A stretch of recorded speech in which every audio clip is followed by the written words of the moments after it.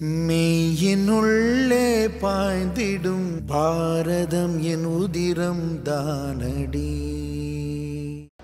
தமிழ் இந்துவினுடைய சார்பாக இன்று வெளியிடப்படுகின்ற மோடி அவர்களை பற்றிய நூல் வெளியீட்டு விழாவில் பங்கேற்று சில செய்திகளை பகிர்ந்து கொள்வதற்கு எனக்கு வாய்ப்பினை அளித்திருக்கின்ற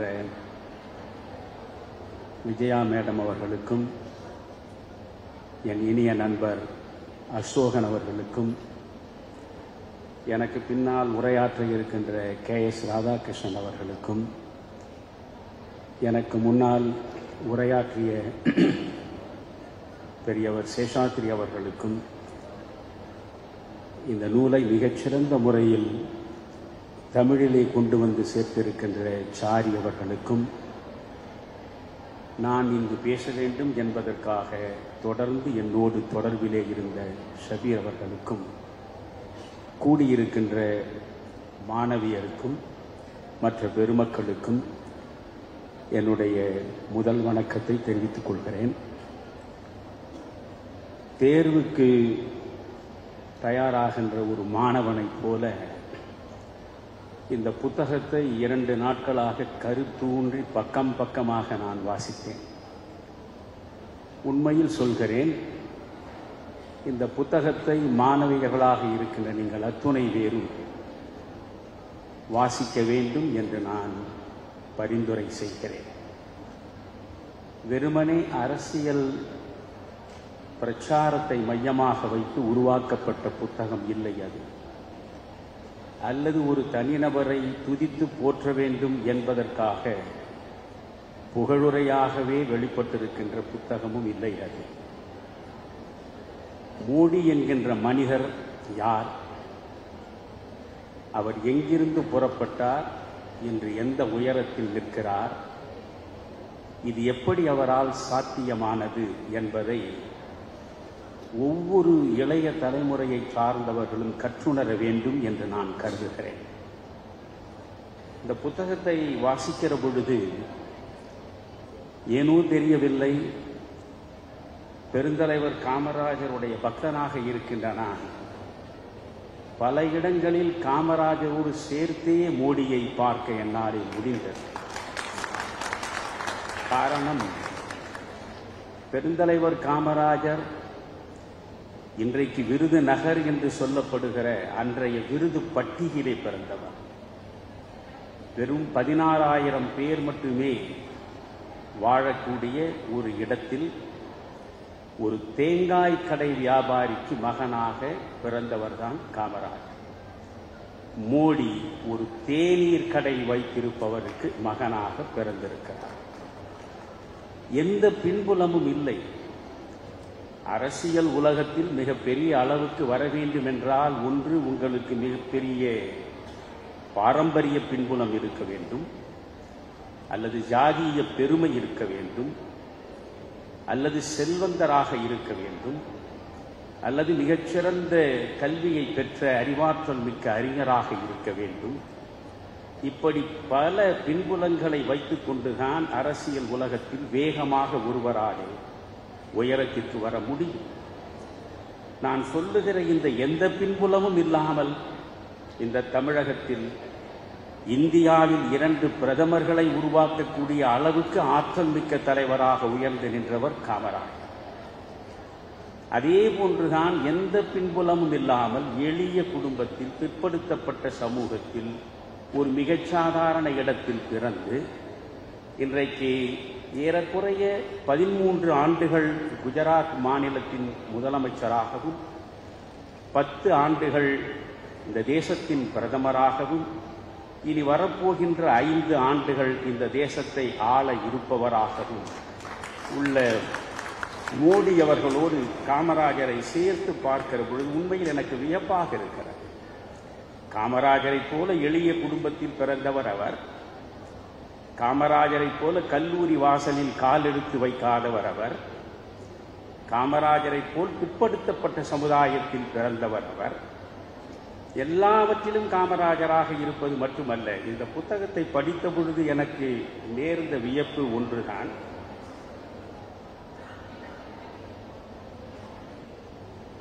காமராஜர் 1940 தொடங்கி அவர் முதல்வராக பொறுப்பேற்கிற 1954ஆம் ஆண்டு வரை 14 ஆண்டு காலம் தமிழ்நாடு காங்கிரசின் தலைவராக இருந்திருக்கிறார். ஆக கட்சி பணியில் இணையற்றவராக அவர் இருந்திருக்கிறார். ஆனால் ஆட்சி நிர்வாகத்தில் அவர் அதுவரை இருந்ததில்லை. 14 ஆண்டுகள் கட்சி பணியாற்றிய ஒருவர் திடீரென்று 1954 முதலமைச்சராக வந்து உட்கார்ந்தார். கட்சி பணி அவருக்கு சிறப்பாக புரியும், தெரியும். ஆனால் ஆட்சி நிர்வாகம் பற்றி அவருக்கு அரிச்சுவடி கூட தெரியுமா என்ற கேள்வி அன்றைக்கு இருந்தது. இதே இந்து பத்திரிகை அன்று காமராஜர் முதலமைச்சராக பொறுப்பேற்ற பொழுது ராஜாஜி இருந்த இடத்தில் காமராஜர் வந்து உட்கார்ந்து ஒரு சிறப்பான ஆட்சியை தருவாரா என்ற ஐயத்தை தலையங்கத்திலேயே தீட்டியது. அதே போன்றுதான் மோடி 1987ஆம் ஆண்டு அவர் RSS அமைப்பிலே இருந்து அன்று ஜனசங்கமாக இருந்து பிறகு பாரதிய ஜனதா கட்சியாக மாறிய அந்த கட்சி பணிக்கு அனுப்பப்படுகிறார். 1971 RSS காரராக வந்த மோடி 1987 வரையில் ஏறக்குறைய 16 ஆண்டு காலம் RSS தொண்டராக பணியாற்றி இருக்கிறார். ஒரு மிகச்சிறந்த தொண்டன் தான் ஒரு மிக உயர்ந்த தலைவராக வர முடியும் என்பதற்கு தெற்கில் காமராஜரும் வடக்கில் மோடியும் 2 சிறந்த உதாரணம். எனவே அவர் 87 வருகிறார்.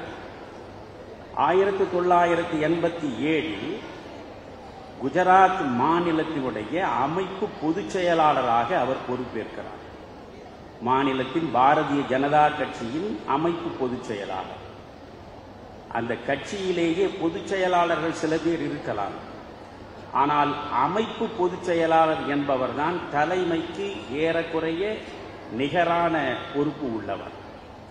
எனவே இவர் குஜராத் மாநிலத்தினுடைய பாரதிய ஜனதா கட்சியின் தலைமை பொதுச் செயலாளராக அமைப்பு பொதுச் செயலாளராக பொறுப்பேற்கிறார். 1987 தொடங்கி 1995 வரை இடைப்பட்ட 8 ஆண்டுகளில் அவர் எப்படி களப்பணி ஆற்றியிருக்கிறார் என்பதை இந்த புத்தகம் அவ்வளவு விரிவாக பேசுகிறது.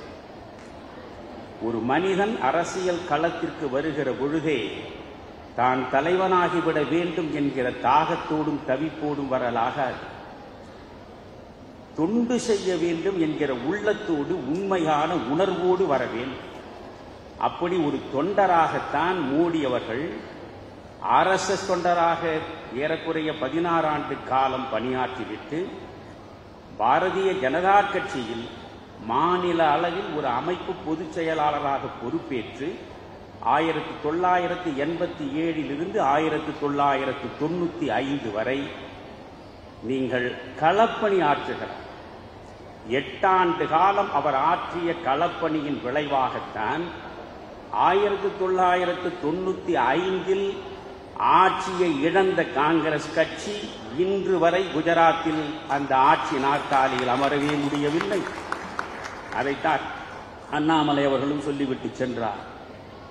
ஏறக்குறைய ஒரு மாநிலத்தில் 29 ஆண்டுகள் ஒரே கட்சி தொடர்ந்து ஆள்வது என்பது அசாத்தியமானது. 5 ஆண்டுகள் ஆண்டு அடுத்த தேர்தலை சந்திக்கிற பொழுதே ஆன்டி இன்கம்பன்சி என்று சொல்ல தொடங்கி விடுவார். அந்த ஆட்சி செய்த தவறுகளுக்கான விலையை இந்த தேர்தலில் அது தரும் என்றுதான் ஆரூடம் கணிப்பார். ஆனால் ஏறக்குறைய நீங்கள் பார்த்தால்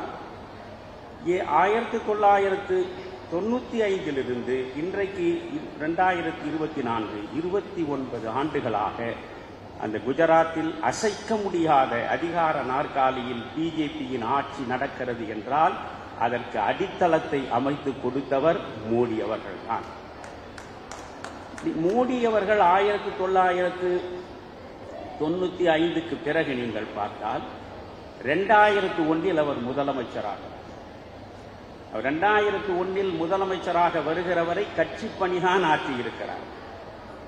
ஆட்சி நிர்வாகம் குறித்து அவருக்கு மிக பெரிதாக தெரிய, எப்படி காமராஜர் 14 ஆண்டு காலம் கட்சி பணி ஆற்றிவிட்டு ஆட்சி நிர்வாகத்தை அறியாமலே வந்து உட்கார்ந்து 9 ஆண்டு காலம் பொற்கால ஆட்சியை தந்தாரோ, அதே போன்றுதான் கட்சி பணியை தொடர்ந்து பலகாலம் செய்துவிட்டு ஒன்றுமறியாத நிலையில் அதிகார நாற்காலியில் 2001 வந்து அமர்கிறார். அப்படி 2001 அக்டோபர் மாதம் 7ஆம் நாள் குஜராத்தின் முதல்வர் பொறுப்பை அவர் ஏற்கிறார். அங்கே இருக்கக்கூடிய அதிகார வர்க்கம் இவருக்கு என்ன தெரியும் என்றுதான் நினைக்கிறார்.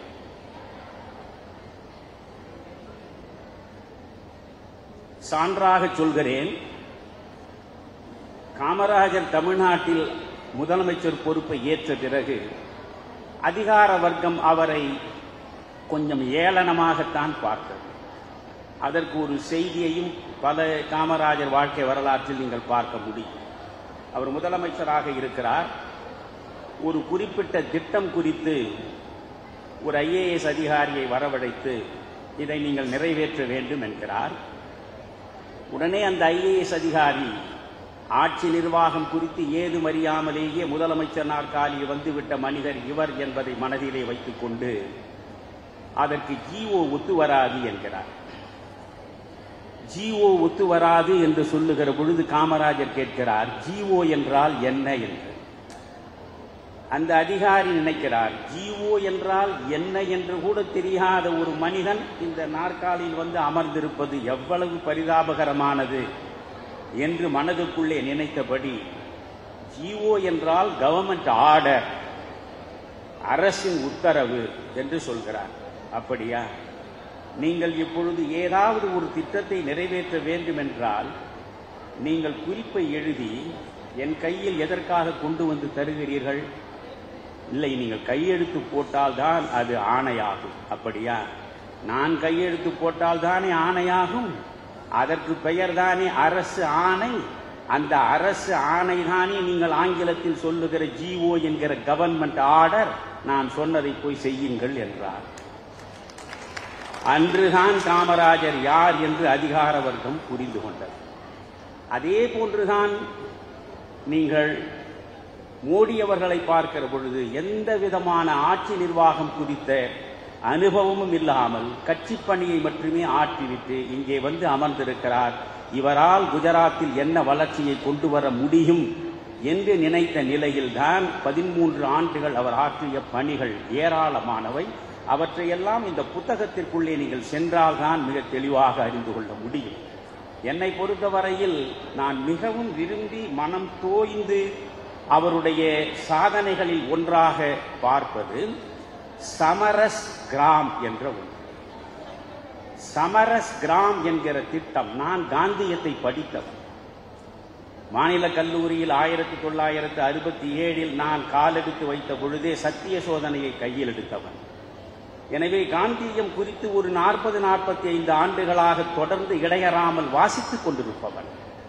காந்தியம் குறித்த தேடலில் என் வாழ்வை நான் முழுமையாக ஈடுபடுத்தி இருப்பவன்.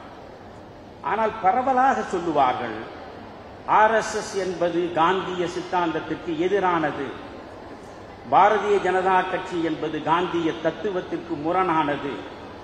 காந்தியம் பேசுகிற தமிழருவி மணிகன் இந்த பாரதிய ஜனதா கட்சியின் பக்கத்திலே போய் நிற்பதும் மோடியினுடைய ஆட்சி மீண்டும் வர வேண்டும் என்று சொல்வதும் முரண்பட்ட ஒன்று இல்லையா என்று விமர்சிப்பவர்கள் விமர்சிப்பார்கள்.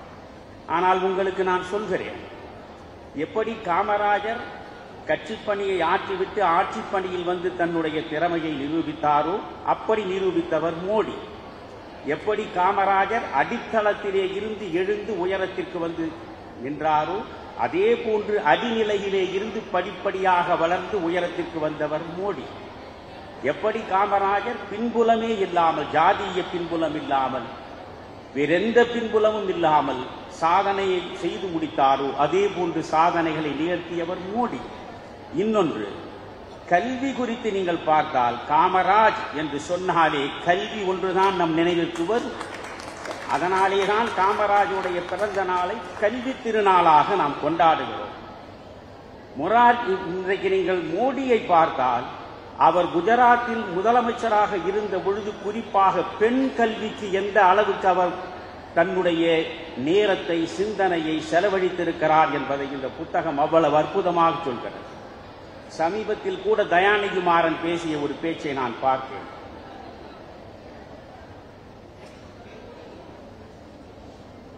தயாநிதி மாறன் சொல்கிறார், மோடி பெண்களுக்கு எதிரானவர் என்று. ஆனால் இந்த புத்தகத்தை நான் தயாநிதி மாறனுக்கு பரிந்துரை செய்கிறேன். அன்பு கூர்ந்து இந்த புத்தகத்தை படிக்கட்டும். இந்த புத்தகத்தை மாண்புமிகு ஸ்டாலின் அவர்களும் அவசியம் படிக்க வேண்டும் என்று நான் ஆசைப்படுகிறேன். காரணம், இது வெறும் அரசியல் பிரச்சார புத்தகம் இல்லை. ஒரு ஆட்சியாளன் தன்னுடைய ஆட்சி காலத்தில் எப்படி ஆட்சியை நடத்த வேண்டும் என்பதை மோடியை பார்த்து இவர்கள் அத்துணை பேருமே கற்றாக வேண்டும் என்பதை இந்த புத்தகம் மிக தெளிவாக சொல்கிறது. மிக மிக தெளிவாக சொல்கிறது. நீங்கள் பெண்களை பார்க்கும் பொழுது, மோடி ஆட்சிக்கு வருகிற பொழுது இந்தியாவிலேயே ஆண் பெண் விகிதாச்சாரத்தை எடுத்தால் ஆண் மக்களை விட பெண் மக்களுடைய எண்ணிக்கை குறைவாக இருந்திருக்கிறது. கல்வியில் பெண் மக்கள் மிகவும் தாழ்ந்த நிலையிலே இருந்திருக்கிறார்கள். இதை மோடி பார்க்கிறார். அந்த இடத்தில் ஒரு இங்கே இருப்பது போல, தமிழ்நாட்டின் தென்பகுதிகளில் இருப்பது போல கருவில் பெண் இருக்கிறாள் என்று தெரிந்தாலே கருவை அழித்து விடுகிற சூழல் இன்று இருப்பதை போல அன்றும் குஜராத்தின் சில பகுதிகளில் இருந்ததை மோடி பார்க்கிறார். உடனே அவர் என்ன செய்கிறார், ஒரு பெண் குழந்தை ஒரு கிராமத்தில் பிறந்தால் அந்த கிராமமே கூடி குதூகலத்தோடு கொண்டாடி மகிழ வேண்டும், அதை ஒரு திருவிழாவாக மாற்ற வேண்டும் என்று மோடி திட்டமிடுகிறார். எந்த கிராமத்தில் ஒரு பெண் குழந்தை பிறந்தாலும் அது ஒரு தாய்க்கும் ஒரு தந்தைக்கும் பிறந்த குழந்தை அல்ல, அந்த கிராமமே ஈண்டெடுத்த ஒரு திருமகள் என்று போற்ற வேண்டும் என்கிற புரிதலை, பெண்ணின் பெருமையை அவர் கொண்டு வந்து சேர்க்கிறார். இங்கே எப்படி ஜெயலலிதா அவர்கள் ஏழைக்கும் பாழைக்கும் அனாதைக்கும் அகதிக்கும் பார்த்து பார்த்து சில நல்லனவற்றை செய்தாரோ, பெண் மக்கள் அத்துணை பேரும் சிறந்த கல்வியை பெற வேண்டும் என்பதற்காக 3 மைல் தூரம் 5 மைல் தூரம் இருக்கக்கூடிய பள்ளிக்கு எப்படி கிராமங்களிலே இருந்து செல்லுவார்கள் என்று சிந்தித்து அவர்களுக்கெல்லாம் இலவசம் என்று சொல்வது கூட சரியல்ல என்று நினைத்து விலையில்லா மிதிவண்டி என்ற ஒன்றை கொடுத்தார். அந்த மிதிவண்டியின் மூலம் வேகமாக சென்று பிள்ளைகள் பள்ளியை சேரக்கூடிய சூழலை உருவாக்கினார். லேப்டாப் என்பது ஒரு ஏழை குடும்பத்தினுடைய மிகப்பெரிய சாத்தியமற்ற கனவு. ஒரு கிராமத்தில் கூரை குடிசையின் கீழே பிறந்திருக்கக்கூடிய ஒரு பெண் குழந்தை, அந்த குழந்தை கல்வியை கற்கக்கூடிய சூழலில் பள்ளிக்கு செல்வதே பெரிது என்கிற நிலையில் அதற்கு ஒரு லேப்டாப் வாங்கக்கூடிய வாய்ப்பை பெற்றோரால் தர முடியாது. இதையெல்லாம் யோசித்த ஜெயலலிதா எல்லோருக்கும் லேப்டாப்பை கொடுப்பதன் மூலம் ஒரு கல்வியை புரட்சியை உருவாக்கினார். அதே போன்றுதான் மோடி அங்கே இருக்கக்கூடிய சின்னஞ்சிறு பெண் பிள்ளைகள் பள்ளிகளுக்கு செல்ல வேண்டும் என்பதற்காகவே இலவசமாக மிதிவண்டிகளை கொடுத்திருக்கிறார். அந்த இலவச மிதிவண்டிகளை பெற்றதற்கு பிறகு பெண் பிள்ளைகள் படிக்கக்கூடிய எண்ணிக்கை கூடியிருக்கிறது. கருவிலேயே சிதைக்கக்கூடிய அந்த காரியத்திலே இருந்து பெண் மக்கள் விடுபடுவதற்காக ஒரு குழந்தை பெண்ணாக பிறந்தாலும் அதை ஒரு கிராம திருவிழாவாக மாற்றக்கூடிய மனோநிலை அவர் உருவாக்கி இருக்கிறார். அது மட்டுமல்ல, அதிகாரத்திற்கு பெண் மக்கள் வர வேண்டும் என்று அவர் ஆசைப்பட்டிருக்கிறார். கார்கில் போரில் ஒரு மனிதன் வீரமரணம் எய்துகிறார். சுக்பீர் யாதவ் என்று நினைக்கிறேன் அந்த புத்தகத்தில். அந்த யாதவ் இறந்து விடுகிறார். அவருடைய மனைவி சுதா, இந்த சுதா யாதவை தேடி பிடிக்கிறார் மோடி. ஒரு பெண் வீட்டிற்குள்ளேயே முடங்கிவிடக் கூடாது. சமையல் அறைக்கும் பள்ளி அறைக்கும் மட்டும்தான் பெண் என்கிற நிலை இல்லை. எனவே பெண் வீட்டை விட்டு வெளியே வர வேண்டும். சமூகம் சார்ந்த, பொருளியல் சார்ந்த, அரசியல் சார்ந்த மாற்றங்களை நோக்கி பெண்ணினம் நடைபோட வேண்டும் என்று நினைக்கக்கூடிய மோடி அந்த பெண்ணோடு தொடர்பு கொண்டு நீங்கள் தான் வேட்பாளராக பொது தேர்தல் நிற்க வேண்டும் என்று சொல்கிறார். அந்த பெண் மறுக்கிறார். அந்த சுதா யாதவ் என்பவர் மறுக்கிறார். மறுத்த பெண்ணை வற்புறுத்தி நிற்க வைத்து அந்த பெண்ணை வெற்றி பெறச் செய்து அதிகாரத்தை நோக்கி கொண்டு வந்து சேர்த்த புரட்சியாளனாகத்தான் மோடி இருக்கிறார். இப்படி அங்கிருந்து இங்கு வரை நீங்கள் பெண் மக்களுக்காக அவர் ஆற்றி இருக்கக்கூடிய செய்திகளை எல்லாம் ஒரு பக்கம் பார்க்கிற பொழுது வியப்பாக இருக்கிறது நமக்கு. அதே போன்றுதான் எனக்கு கவர்ந்தது.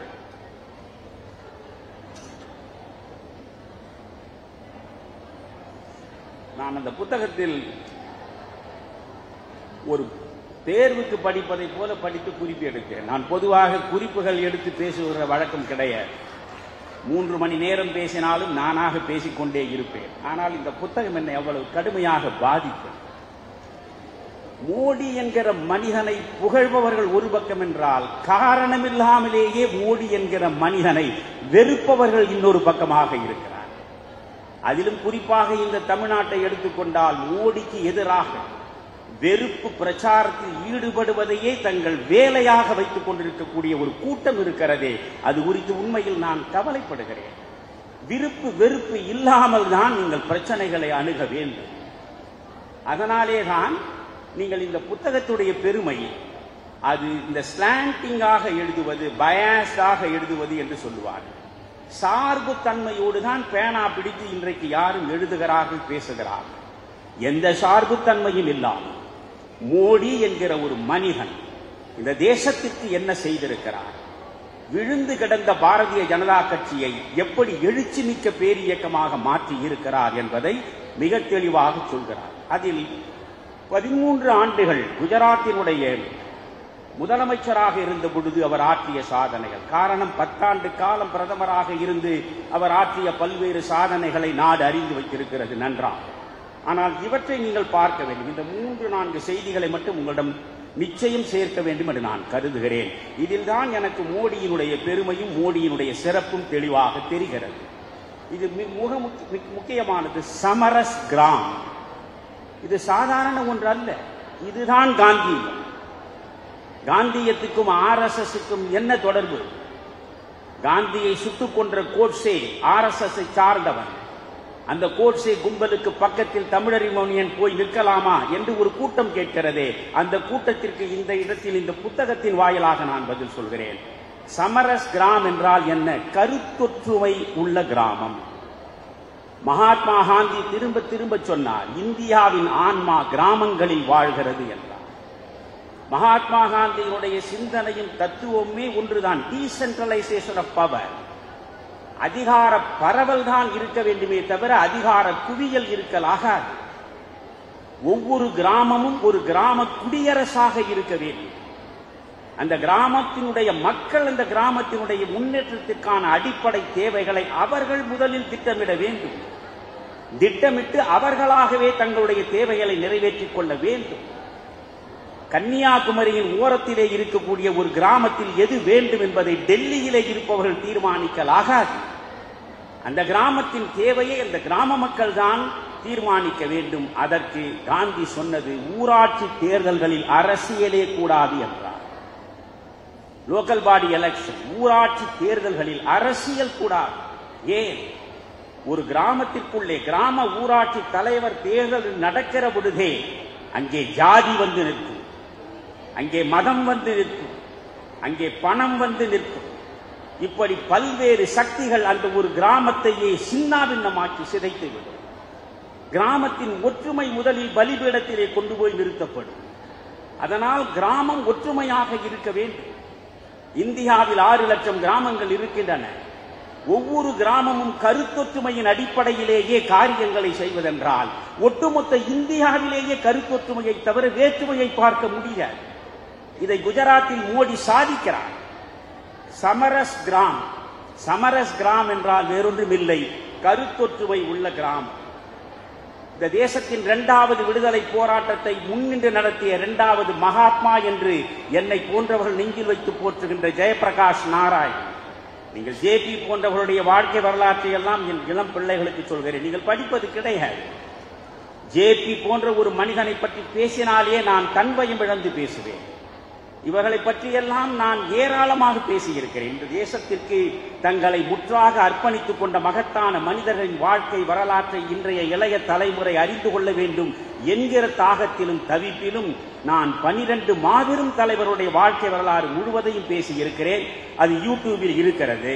நீங்கள் பார்த்தால் காந்தியை பற்றி, நேதாஜியை பற்றி, ஜெயபிரகாஷ் நாராயணை பற்றி, காமராஜரை பற்றி, ஜீவாவை பற்றி எல்லாம் பேசி இருக்கிறேன். அதில் உள்ளே நீங்கள் சென்று பார்த்தால் அதிகபட்சம் 1,00,000 பேர் பார்த்திருப்பார். ஆனால் காவாலா காவாலா என்ற ஒரு பாட்டு வருகிறது. அந்த படம் காவாலா காவாலா வெளிவந்த ஒரே நாளில் 1 கோடிக்கு மேற்பட்டவர்கள் பார்த்திருக்கிறார்கள் என்றால் நான் பாரதியை நினைத்து பார்க்கிறேன். விதியே விதியே தமிழச் சாதியை என் செய்ய நினைத்தாய் என குறையாயோ. எங்கே போகிறது இந்த இனம்? எங்கே விழுந்து கிடக்கிறது உங்கள் ரசனை? இன்றைய இளைய தலைமுறை எந்த அளவுக்கு சீரழிந்து கொண்டிருக்கிறது? சீரழிப்பவர்கள் யார் யார்? இவற்றையெல்லாம் யோசிக்க யோசிக்க இருதயமே ரணப்பட்டு விடுகிறது. அந்த ஜெயபிரகாஷ் நாராயணனை பற்றி நீங்கள் தெரிந்து கொள்ள வேண்டும் என்றால் நான் பேசியது யூடியூபில் இருக்கிறது. இணையற்ற மனிதன். காந்தி பாரிஸ்டர் பட்டம் பெறுவதற்கு லண்டனுக்குத்தான் போனார். நேரு பாரிஸ்டர் பட்டம் பெறுவதற்கு லண்டனுக்குத்தான் போனார். ஆனால் ஜேபி தன்னுடைய உயர்கல்வியை பெறுவதற்கு லண்டனுக்கு போகவில்லை, அமெரிக்காவுக்கு போனார். ஏன் என்று கேட்டால், என் மண்ணை அடிமைப்படுத்தி வைத்திருக்கின்ற அந்த நாட்டின் தலைநகரத்தில் நான் சென்று கல்வி கற்க விரும்பவில்லை. அதனால் அந்த இங்கிலாந்து மண்ணில் நான் காலெடுத்து வைக்க விரும்பவில்லை என்று அமெரிக்கா சென்று படித்த மனிதன் அவர். அந்த ஜேபியினுடைய 100 நடந்தது. 100 விழாவை முன்னிட்டு நம்முடைய மோடி இந்த சாதனையை செய்கிறார். அந்த சாதனை தான் சமரஸ் கிராம். இந்த சமரசம் என்றாலே என்ன? இணக்கம். அங்கே பிளவு இல்லை, பகை இல்லை, பேதம் இல்லை, பூசல் இல்லை, எந்த பிரச்சனையும் இல்லை.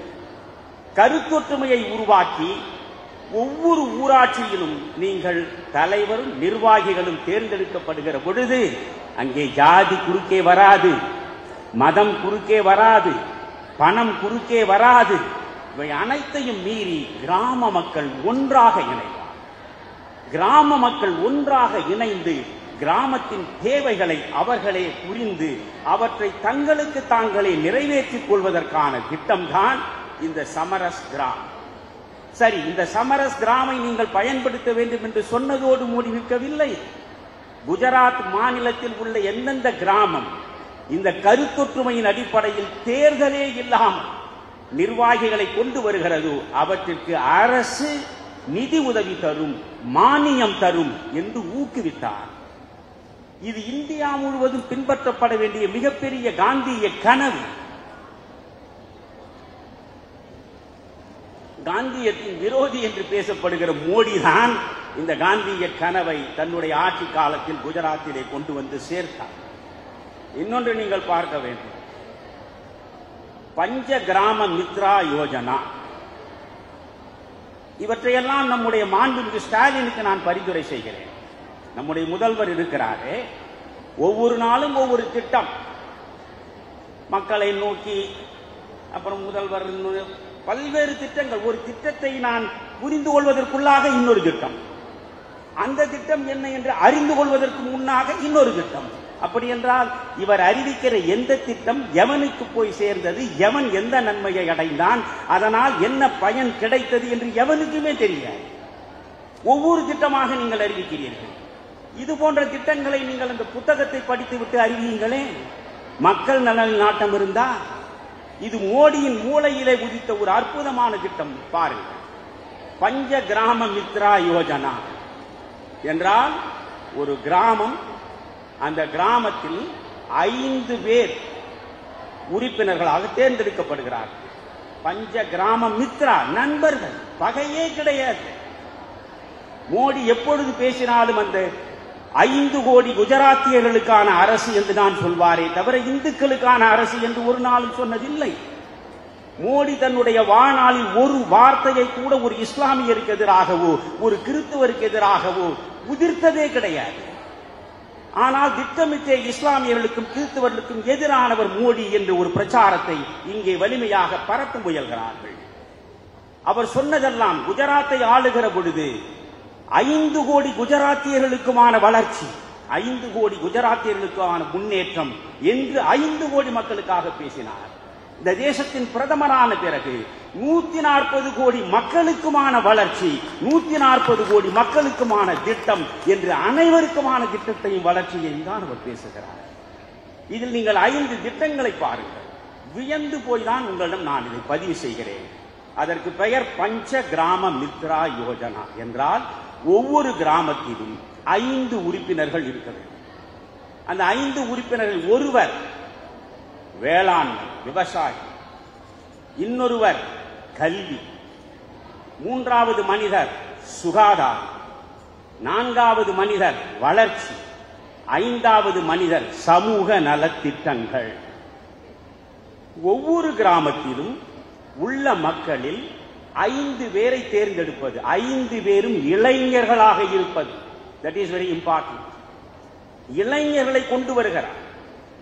5 பேர் இளைஞர்களை தேர்ந்தெடுப்பது அந்த கிராமத்தில். ஒருவர் கல்வி குறித்து, ஒருவர் விவசாயம் குறித்து, ஒருவர் ஆரோக்கியம் குறித்து, ஒருவர் வளர்ச்சி குறித்து, ஒருவர் அந்த கிராமத்திற்கு வேண்டிய சமூக நல திட்டங்கள் குறித்து சிந்திக்க வேண்டும்.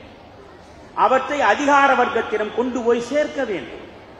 அதிகார வர்க்கமும் இந்த 5 பேர் கொண்ட அமைப்பும் சேர்ந்து சிந்தித்து அதற்கான திட்டங்களை தீட்டி அந்த திட்டங்களை வெற்றிகரமாக நடைமுறைப்படுத்த வேண்டும். இதுதான் இந்த பஞ்ச கிராம மித்ரா யோஜனா. இப்படி இந்த தமிழ்நாட்டில் எங்காவது உண்டா?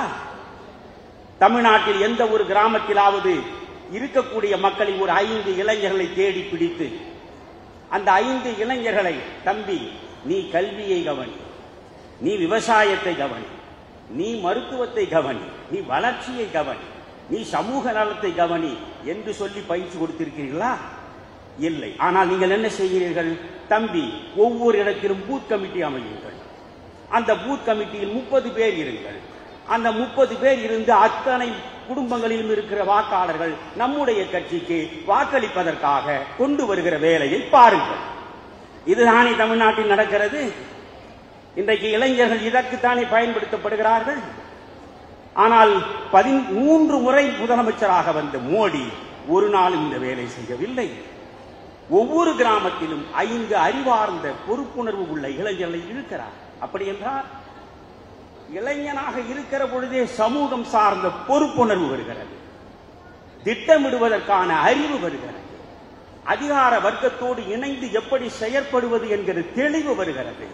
இவை அனைத்தையும் கொண்டு வந்து சேர்த்த மனிதன் தான் மோடி. பஞ்ச கிராம மித்ரா யோஜனா. இன்னொன்று நீங்கள் பார்த்தால் லோக் கல்யாண் மேளா.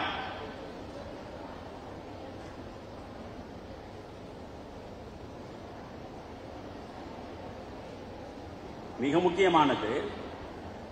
இங்கேயும் இது போல நடத்துகிறார்கள் நலத்திட்டங்களை எல்லாம். தமிழ்நாட்டில் எந்த இடத்திலும் ஏழைகளுக்கு புடவை கொடுப்பதாக இருந்தாலும் சரி, முதலமைச்சர் வந்து கொடுக்க வேண்டும். புரிகிறதா? விதவைகளுக்கு தையல் மிஷன் தருவதாக இருந்தாலும் சரி, முதலமைச்சர் வந்து தர வேண்டும்.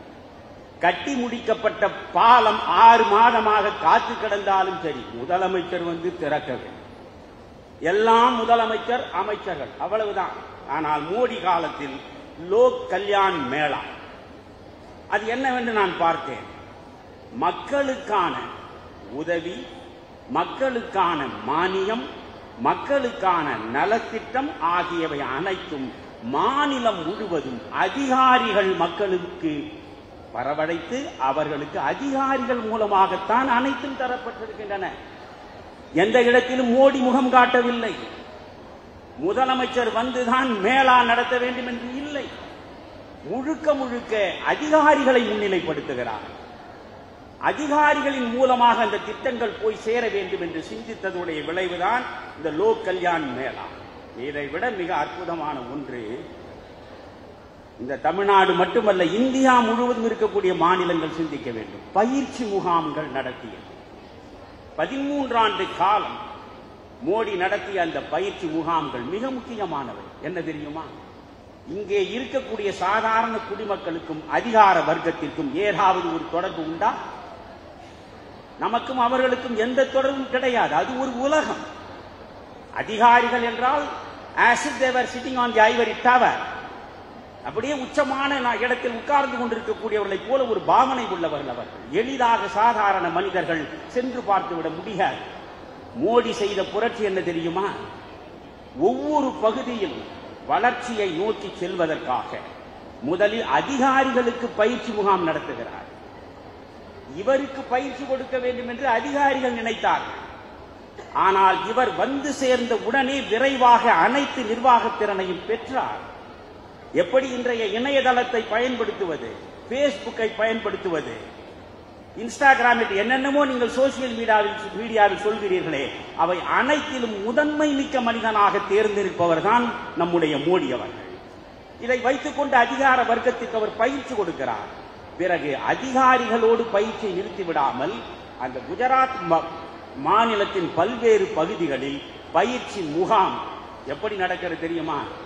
நீங்கள் இங்கே இருந்து கொண்டு பார்த்தால் கனவாகத்தான் இருக்கும். இந்த கனவு நனவாகுமா என்று நான் நினைக்கிறேன். ஒன்றுமில்லை, இந்த இடத்தில் போய் நாம் பயிற்சி முகாம் நடத்த வேண்டும் என்று முடிவெடுத்தால் அதிகாரிகள், சாதாரண கீழ்நிலை அரசு ஊழியர்கள், அதற்கு பிறகு அந்த இடத்தை சார்ந்த பொதுமக்கள், இவர்கள் அத்தனை பேரும் ஒரே பேருந்தில் ஒன்றாக செல்ல வேண்டும். பேருந்து என்றால் கூட சில பேருக்கு தெரியாது, ஏனென்றால் அவ்வளவு தூரம் தமிழ் கீழே கிடக்கிறது. ஒரே பஸ்ஸில் செல்ல வேண்டும். மேல்நிலை அதிகாரியாக இருந்தாலும் சரி, கீழ்நிலை அலுவலராக இருந்தாலும் சரி, நான் ஐஏஎஸ் ஆபீசர், நீ ஒரு சாதாரண பியூன், நீ 4th கிரேட் எம்ப்ளாய், நீயும் நான் ஒன்று இல்லை என்ற கணக்கையே மோடி தவிர்த்தார். அதிகாரியிலிருந்து அரசின் கீழ்நிலை ஊழியன் வரை ஒரு இடத்தில் பயிற்சி முகாம் நடக்க வேண்டும் என்றால் ஒரே பஸ்ஸில் ஏறி செல்ல வேண்டும். சென்று ஒன்றாக உட்கார்ந்து பேச வேண்டும். ஒரு மிகச் சாதாரண கீழ்நிலையில் இருக்கின்ற 4ஆம் நிலையிலே இருக்கின்ற அரசு ஊழியர் உயர்நிலையில் இருக்கின்ற அதிகாரிக்கு அவர் ஆலோசனைகளை வழங்கலாம். இப்படி அந்தந்த இடத்தில் அதிகார வர்க்கம் ஒன்றாக சேர்ந்து நேரடியாக நிலைமைகளை பார்த்து திட்டமிட்டு அந்த திட்டங்களை உடனடியாக நடைமுறைப்படுத்துகிற செயலை அவர் உருவாக்கினார். இன்றைக்கு மின்சாரத்தை எடுத்துக்கொள்ளுங்கள். எந்த அளவுக்கு இங்கே இருக்கக்கூடிய மின்துறை ஊழல் மலிந்த துறையாக மாறி விழுந்து கிடக்கிறது. கோடி கோடியாக கடன் சுமையிலே தள்ளாடுகிறது. மோடி ஆட்சி பொறுப்பு வந்த பொழுது குஜராத்திலும் அதுதான் நிலைமை. விவசாயிகளுக்கு இலவச மின்சாரம் குஜராத்தில் தரப்பட்டது காங்கிரஸ் ஆட்சியில். ஆனால் மோடி வருகிறார். இங்கே நடக்குமா? நினைந்து பாருங்கள். விவசாயிகள் மோடியை போய் பார்க்கிறார்கள். 4 மணி நேரமாவது இடைவிடாமல் எங்களுக்கு தொடர்ந்து மின்சாரம் கிடைத்தால்தான் நாங்கள் வேளாண்மையில் சாதனை செய்ய முடியும், எங்களுக்கு முதலமைச்சராக நீங்கள் உதவ வேண்டும் என்கிறார். உடனே மோடி சொல்கிறார், அவ்வளவுதானே, 4 மணி நேரம் ஒவ்வொரு நாளும் உங்களுக்கு நீர்ப்பாசன வசதிக்காக தடையின்றி மின்சாரம் வழங்கப்படும். ஆனால் அந்த மின்சாரத்திற்கு விலை நிர்ணயிக்கப்படும். அந்த விலையை நீங்கள் கொடுக்க ஒத்துக்கொண்டால் நான் 4 மணி நேரம் ஒவ்வொரு நாளும் உங்களுக்கு மின்சாரத்தை தடையின்றி தருவேன் என்றார். விவசாயிகள் ஏற்றுக்கொண்டார். அதற்கு குறிப்பு இருக்கிறது. ஸ்டாட்டிஸ்டிக்கலாக இதுக்குள்ளே போட்டிருக்கிறார்கள். ஒரு குறிப்பிட்ட அளவு நிலப்பரப்பில் விவசாயி தன்னுடைய விவசாயத்தை செய்கிற பொழுது 4 மணி நேரம் தடையின்றி கிடைக்கக்கூடிய மின்சாரத்தினால் அவன் பெறக்கூடிய பயன் என்ன என்பதையெல்லாம் பார்க்கும். இலவச மின்சாரத்தை நிறுத்துகிறார். அவருக்கு முன்பு மின்சாரம் ஒரே மாதிரி, குடியிருப்போருக்கும் அதே கட்டணம், தொழில்துறைக்கும் அதே கட்டணம், விவசாயிகளுக்கு கட்டணமே கிடையாது என்று இருந்த நிலையை மாற்றி 24 மணி நேரமும் சாதாரண குடிமக்களுக்கு தடையின்றி மின்சாரம். அவர்களுக்கென்று ஒரு மின்சாரத்துக்கு ஒரு யூனிட்டுக்கு ஒரு விலை. தொழில்துறைக்கு தடையின்றி மின்சாரம், உங்களுக்கு ஒரு யூனிட்டுக்கு தனியாக ஒரு விலை. விவசாயிகளுக்கு அன்றாடம் 4 மணி நேரம் தடையின்றி மின்சாரம், உங்களுக்கு ஒரு விலை என்று வைத்ததன் விளைவு மோடியின் ஆட்சியிலேதான் நட்டத்தில் சுருண்டு கிடந்த மின்சாரத்துறை லாபத்தை நோக்கி வீறு கொண்டு எழுந்த வரலாற்றை உருவாக்கியது. இப்படியெல்லாம் பேசலாம். நிறைய நேரம் பிள்ளைகளை வைத்துக் கொண்டு பேசுவது ரொம்ப தவறானது என்று நினைப்பவன் தான். அதனால் இதோடு முடிக்கிறேன். ஒன்றே ஒன்று, நீங்கள் மோடியை புரிந்து கொள்ள வேண்டும் என்றால் ஏதோ உங்கள் ஒரு கட்சி நலனுக்காக என்று தயவு செய்து கருதாது. நான் பாஜக அல்ல. அதுதான் அண்ணாமலை பேசுகிற போது சொன்ன, நான் பாஜக அல்ல. பாஜகவில் உள்ள 100 விழுக்காடு கருத்துக்களோடு உடன்பட்டு போகிறவனும் அல்ல நான். ஆனால் இந்த தேசத்தை நேசிப்பவன், இந்த தேசத்தை நேசிக்கிற நெஞ்சம் உடையவனாக இருக்கிற ஒவ்வொருவனும் மீண்டும் 2024 நாடாளுமன்ற தேர்தலில் 3வது முறை மோடி ஆட்சி கட்டிலில் அமர வேண்டும் என்று சிந்திக்க வேண்டும். மோடி என்கிற தனிநபருடைய பிம்பத்தை பார்த்து நாம் காதலிக்கவில்லை. அந்த மோடி வருவதனால் என்னென்ன திட்டங்கள் வரும். இங்கே நீங்கள் வறுமையே வெளியே போ என்று சொன்னார் இந்திரா காந்தி, கரீபி ஹட்டாவோ என்று. ஒரு வெற்று கோஷத்தை கொடுத்து வாக்காளர்களை ஏமாற்ற முடியுமா? முடியும். ₹1 3 படி அரிசி என்று வெற்று கோஷத்தை கொடுத்து ஆட்சியையே மாற்றி காங்கிரஸை புறம் தள்ளிவிட்டு திமுகவில் உட்காரவில்லையா? முடியும். வெற்று கோஷங்களாலே அரசியல் மாற்றம் நிகழும், அதிகார மாற்றம் நிகழும். அதனால் என்ன பயன் விளையும் அதை யோசிக்க வேண்டும். நீங்கள் மோடி முதலமைச்சராக உட்காருகிறார், பொருளாதார துறையில் தாழ்ந்து கிடக்கிறது. மோடி உடனே என்ன செய்ய 2001 உட்காருகிறார். உடனடியாக அவர்தான் இந்தியாவிலேயே முதலில் முதலீட்டு மாநாடு நடத்தியவர். மேலும் இது போன்ற வீடியோக்களை காண தேசியவாத நியூஸ் யூடியூப் சேனலை சப்ஸ்கிரைப் செய்யுங்கள்.